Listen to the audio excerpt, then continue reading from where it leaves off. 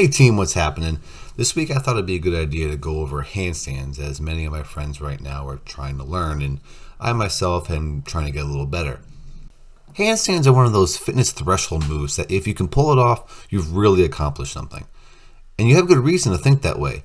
Here's some background on why handstands are just so incredible.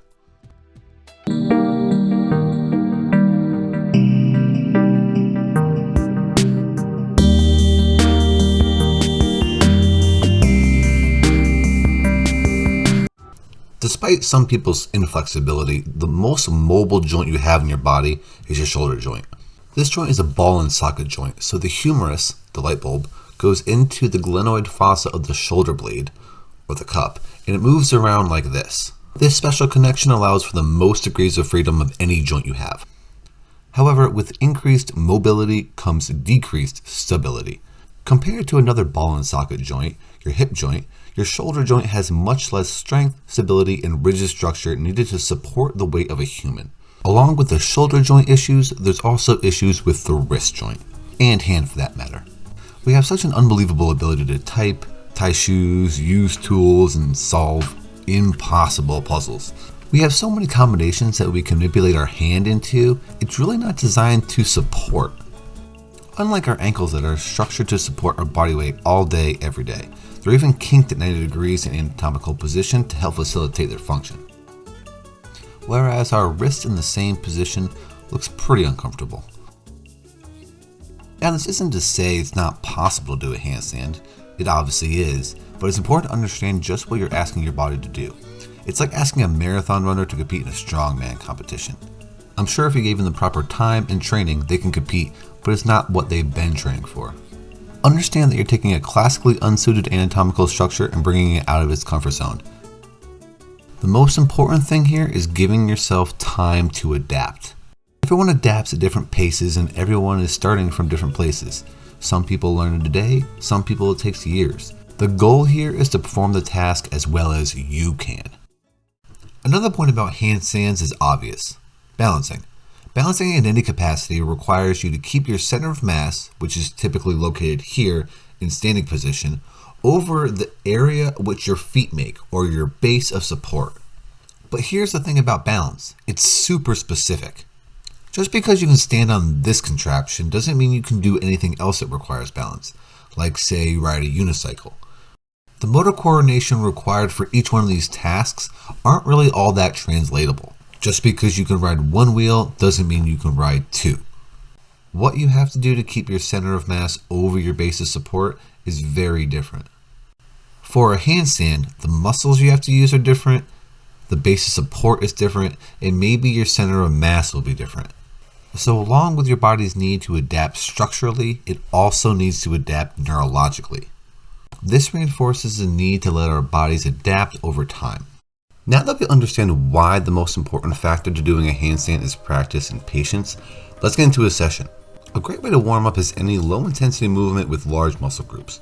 Jogging, jumping jacks, high knees, squats, you name it. Just make sure you're warm because a warm muscle is a more easily manipulated muscle. After you're warm, a dynamic stretch would be great. I like the child's pose with the outstretched hands. Perform this for 2 to 4 sets, 10 to 15 seconds each time. If you need more of a stretch, you can do this move with a chair or any elevated surface.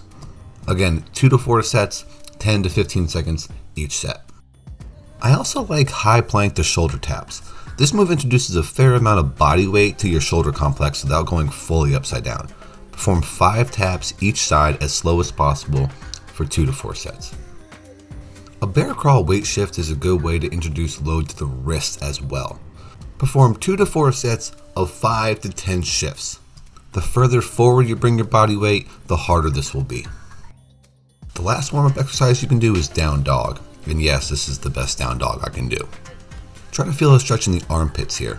2 to 4 sets, 10 to 15 seconds each set.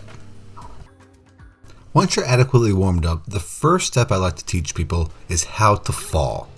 If you're not comfortable falling, you may be less likely to kick up to a point where you need to begin balancing your handstand. Knowing how to fall can make you more confident, which will make you all that much better at handstands in the long run. It'll also make the process more enjoyable. You'll be able to celebrate progress instead of fearing relapse. Learning to fall is as simple as performing a somersault. If you feel like you're about to fall over onto your backside, think about performing this rolling maneuver. First, tuck your chin into your chest. When you first commit to falling, tuck your chin into your chest to protect that moneymaker of yours from smacking on the ground.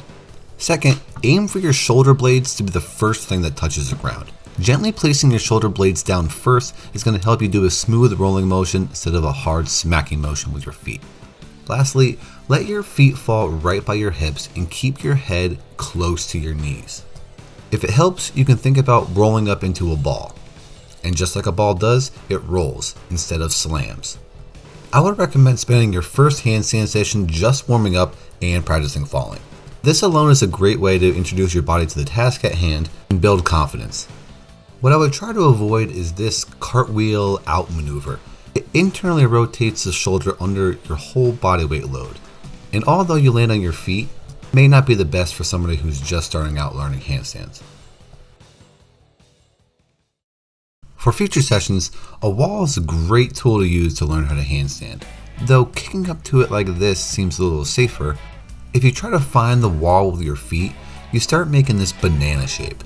The pink is the plumb line of where my center of mass is, and the red represents where my mass is distributed about that line. My head and my feet are more towards the right, and my belly is more towards the left. You can tell that I'm relatively balanced here, but if I were to kick off the wall and bring my feet over to the other side, I'm going to have more of my weight on the left, causing me to fall. Note that this error is a product of either trying to find the wall with your feet or not being adequately warmed up at your shoulders. If you can overcome both of those, this method is fine. What I prefer though is walking up to the wall like this, so you're actually facing the wall when you're upside down. This may seem a little more intimidating, but since we learned how to fall, it shouldn't seem that bad. Just tuck your chin, place your shoulder blades down, and roll away.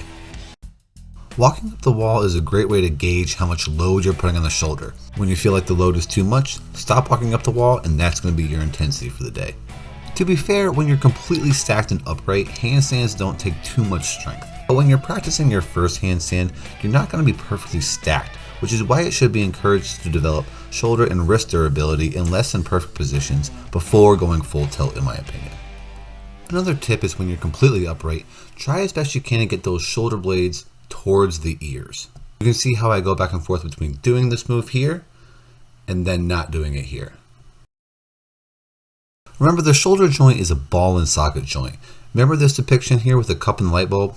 When the shoulder blade is depressed, the two make a very sharp angle, which increases the shear forces. Shear forces essentially try to disassemble the joint. Yet when the shoulder blade is elevated, those shear forces become compressive forces and get absorbed by the bones, which is what they were designed to do, essentially making everything more stacked, easier to maintain, and less prone to injury. Something to clarify here is, although we want to shoot for stability, not mobility, we do want to be stable in a very mobile position. This just reinforces why it's important to warm up to achieve this position and to develop the strength to hold load there.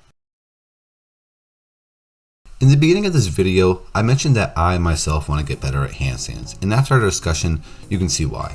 This is me adequately warmed up. I do not have a complete 180 degrees of flexion in my shoulders, which causes me to make that banana shape that we talked about earlier.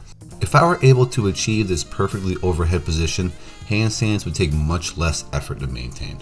I've seen tips on the internet like put the weight in your knuckles and don't arch your back, but all that should come naturally if you follow the steps listed in this video. And that's it. That's all the knowledge and tips a beginner would need to learn for their first handstand. Hopefully in future videos I'll have a prettier looking handstand for you to see, but for right now I'll be getting back to practicing. If you have any additional tips not addressed here, please let me know. After all, everyone learns in unique ways, and your tip could be just the thing someone needs to have that epiphany. But until then, thank you for watching, keep practicing, and I'll see you in the next video.